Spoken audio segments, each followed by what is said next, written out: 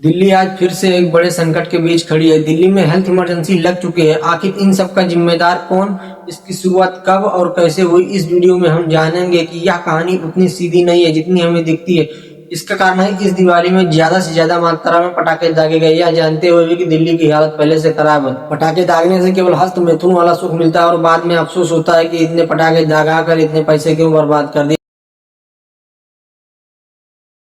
कुछ साल पहले जब दिल्ली में पोल्यूशन खतरनाक स्तर पर पहुंच चुका था, जब अस्पतालों में बेड नहीं मिल रहे थे, लोग मास्क लगाकर घरों से निकल रहे थे, तब पहली बार दिल्ली ने यह महसूस किया था कि हेल्थ इमरजेंसी क्या होती है। लेकिन आज दिल्ली की जो हालत है उसका कारण पोल्यूशन या वहाँ की आम पब्लिक नहीं है, बल्कि सिस्टम की लड़ाई, सरकार की खींचातानी और राजनीति के टकराव की वजह से भी है। अब सवाल यह उठता है कि आखिर जिम्मेदार कौन है। दिल्ली में पोल्यूशन इस लेवल का हो चुका है कि वहाँ पर हेल्थ इमरजेंसी लगाई जा चुकी है।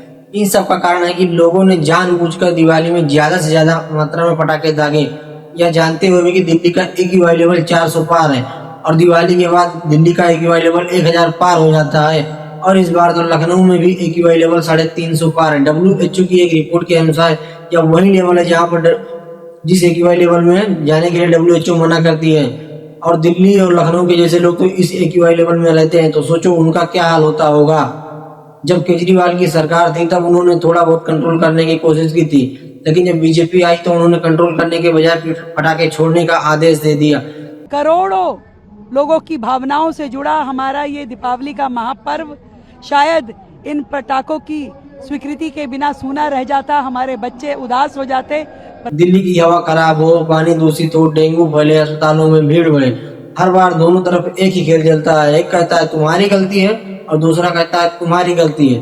इन दोनों आवाजों के बीच में रगड़ी जाती है आम पब्लिक। और हमारे पॉलिटिशियंस को तो हमारा पादा भी बदबू नहीं देता। जैसे दिल्ली की रेखा गुप्ता जी का कहना है कि हमारे शासन के बाद दिल्ली में पॉल्यूशन कम हुआ है। ये लोग पिछले जो सरकारों के दौरान दिवाली वाले दिन का जो डाटा था और अगले दिन का डाटा था, हमारे कार्यकाल में वो डाटा कम हुआ है।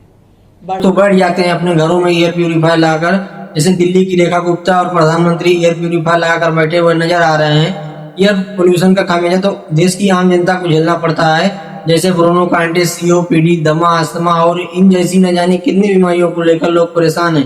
अगर आप इसे हल्के में ले रहे हैं तो मैं आपको बता देता हूँ कि पटाखे जलाने से कितना नुकसान होता है। जैसा कि मैंने आपको पहले ही बता दिया कि पटाखे जलाने से केवल हस्त मैथुन वाला सुख मिलता है और बाद में अफसोस होता है कि मैंने इतने पटाखे दगा कर इतने पैसे क्यों बर्बाद कर दिए। हर साल लोग पटाखों से इतना जलते हैं कि बरनाल जैसी क्रीमों का स्टॉक मेडिकल शॉप पर कम पड़ जाता है। अब की बार अस्थमा की बीमारी में 30% की बढ़ोतरी हुई है। आजकल हर एक घर में नेबुलाइजर मशीन देखने को मिल जाती है। COPD, दमा, अस्थमा के मरीज दिवाली के बाद अस्पतालों में 40% तक बढ़ जाते हैं। और अगर आप दिल्ली में रहते हैं तो बिना सिगरेट के दिन में 8 सिगरेट पीते हैं। अब तो दिल्ली का पोल्यूशन इस लेवल का हो चुका है कि वहाँ के डॉक्टर्स भी कह रहे हैं कि अगर आपके पास दिल्ली के अलावा कोई दूसरा ऑप्शन है तो दिल्ली छोड़ दीजिए। अगर आप लोगों को लग रहा है कि मैं झूठ बोल रहा हूँ तो आप खुद देखिए, अगर आपके घर में 5 लोग रहते हैं तो उसमें से किसी 1 या 2 को सर्दी, जुकाम या बुखार होगा और आप लोगों को लगता है कि दिवाली केवल एक दिन की बात है। अब सवाल यह उठता है कि दिल्ली की हालत इतनी बिगड़ी कैसे कि वहाँ पर हेल्थ इमरजेंसी लगानी पड़ी, क्योंकि वहाँ की हवा जहरीली, पानी असुरक्षित, अस्पतालों में ओवरलोड, बीमारी तेजी से फैलती जा रही है और अब भी सरकारें एक दूसरे पर आरोप लगा रही हैं।